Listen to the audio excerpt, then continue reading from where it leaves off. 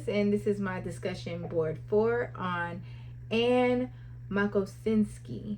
She talked about in her TED Talk phone usage, being distracted, and how she became an inventor. So the first question says,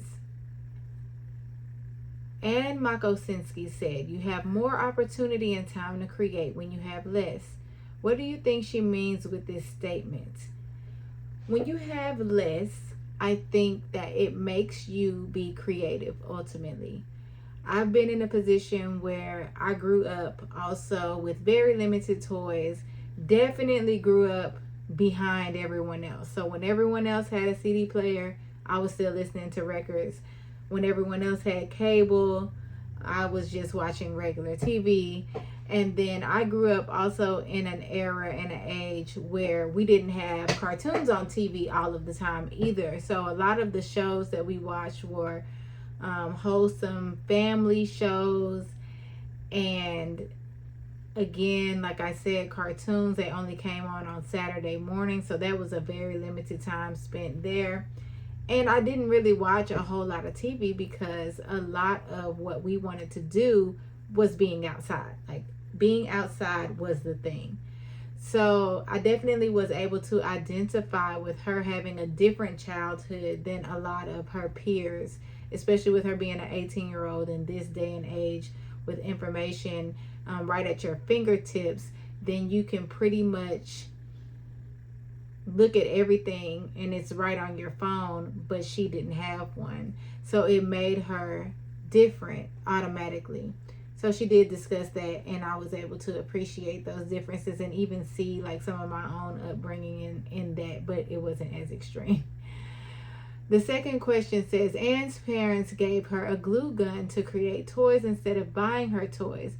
What do you think her motivation and creativity made her to be an innovator?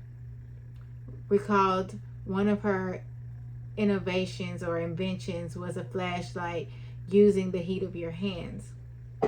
I thought that was very neat. I really would have liked her to elaborate more on how she did that. But ultimately, not having toys as a kid automatically created a problem for her because as a child, you want things to play with. So she was able to become a problem solver by becoming an inventor and inventing her own toys and her own things to play with. So it just really expanded the fact that she was now able to be more creative because she didn't have toys.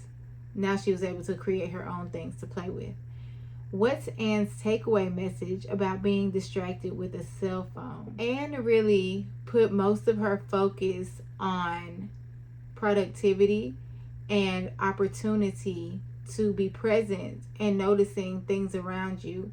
Without your cell phone, you're able to take note of what you have to deal with in your day-to-day activities, or even create activities for yourself, because a lot of people sit on their phones scrolling all day and they could be doing something more productive, but also just doing something active, going to the park, going for a walk, planning their meals, cooking. Like time spent off the phone gives you time to spend in other places.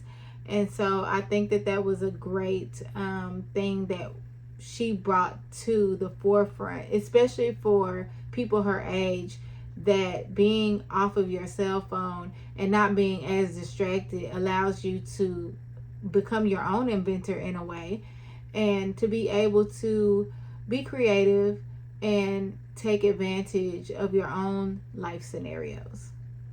So that's the end of my discussion board 4. Thanks.